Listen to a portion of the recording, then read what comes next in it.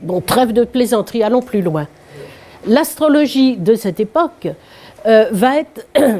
va entrer dans toutes les sphères de pouvoir. Ah, c'était la belle époque. Ah oui. D'abord, elle entre à l'université avec Charles V qui fait entrer l'astrologie à l'université. Elle y restera jusqu'au XVIe siècle. Deuxième chose, l'Église, engouement pour l'astrologie. C'est le pape Léon X, que tout le monde connaît bien évidemment, le pape Léon X qui, là encore, a une chaire d'astrologie. Et alors l'astrologie est à l'université partout en Europe, Padoue, Cracovie, Modène, etc. Il y avait même une université d'astrologie à Montpellier. Intéressant, non? Vous ne trouvez pas? Alors, là, vous voyez effectivement le pape, là c'était Grégoire XIII. Vous avez le pape, un astrologue, et c'est la réforme, le passage du calendrier julien au grégorien, et naturellement l'astrologue. L'astrologie, à cette époque-là, tient le haut du pavé, comme en témoigne cette gravure. Alors, l'astrologie va être très très très importante au niveau médical à cette époque-là. On ne peut absolument pas se faire soigner si on ne dispose pas d'un thème astrologique. Alors vous allez me dire, c'était déjà vrai dans l'astrologie gréco-romaine, mais là c'est encore plus évident. Alors c'est peut-être lié aux théories de Paracels à cette époque, où le semblable agit sur le semblable, et là je vous ai donné ce slide que j'aime beaucoup, extrait du musée Condé à Chantilly, là, juste à côté de là où j'habite, puisque j'habite Senlis. Et c'est peut-être pas pour ça que je l'ai choisi parce que je le trouve très joli. C'est l'homme anatomique. Vous avez ici l'amandorle qui représente les signes du zodiaque et la relation avec les différentes parties du corps. Vous voyez?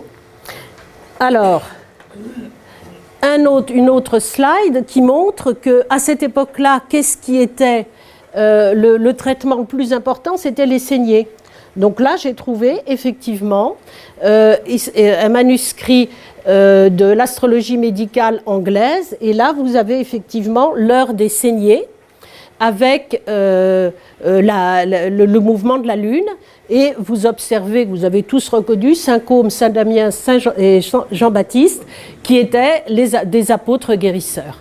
Mais on voit dans ce slide, effectivement, l'Église, l'astrologie présente dans toutes les sphères de pouvoir. Que manquait-il? On a vu l'Église, on a vu l'université, on a vu le monde médical. Il manquait le monde politique. Alors là,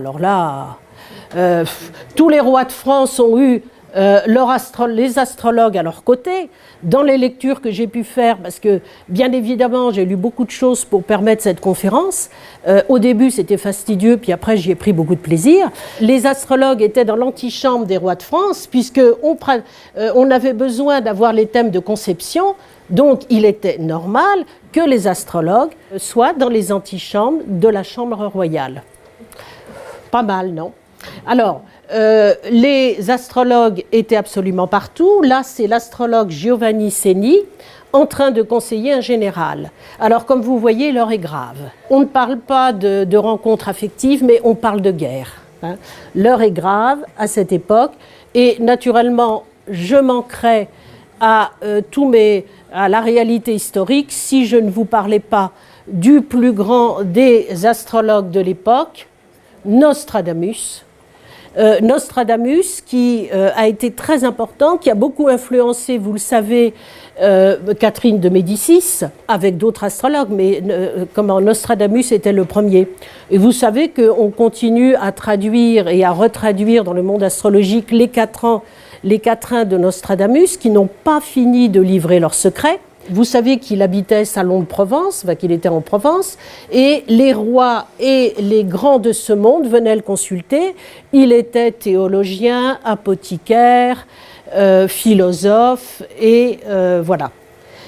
Ok, donc l'astrologie présente partout, et bien évidemment, cette toute présence de l'astrologie a commencé à entraîner une réaction de rejet. L'Église, la première, qui pourtant avait chéri les astrologues, eh bien, a posé ses premières interdictions. Vous voyez, l'Église a toléré l'astrologie quand elle s'occupait de phénomènes météorologiques ou d'astrologie collective. En fait, on revient à Babylone, mais l'astrologie a vite interdit l'horoscope individuel parce que on accusait les astrologues de nuire au libre arbitre. Intéressant, on y reviendra. Deuxième condamnation. Alors, déjà, j'oubliais de dire, mais même dans les campagnes, on trouvait que les astrologues prenaient trop de place. Aucun paysan qui ne put ensemencer son champ sans l'avis des astrologues qui étaient présents, même dans les campagnes éloignées. Donc c'était un peu trop.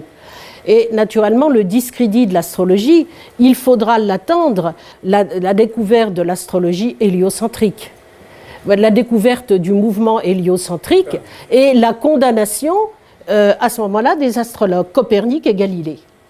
Alors, c'est intéressant, mais arrêtons-nous quelques instants. L'astrologie sera toujours géocentrique, puisque toute configuration planétaire dépend de son lieu d'observation. Si vous étiez sur Mars, vous ferez une astrologie marsocentrée. Vous voyez ? Alors, et ce qui est aussi intéressant dans les procès de Copernic et de Galilée, c'est de voir que ce sont les astrologues, les premiers qui ont défendu, qui ont pris la défense de Copernic et Galilée au risque de l'excommunication. Mais enfin, comme ils étaient discrédités par l'Église, après tout, ils ne risquaient pas grand-chose, et au risque d'être mis au banc de la société. Néanmoins, astrologie et astronomie se séparèrent définitivement, et ça a été une scission véritablement profonde.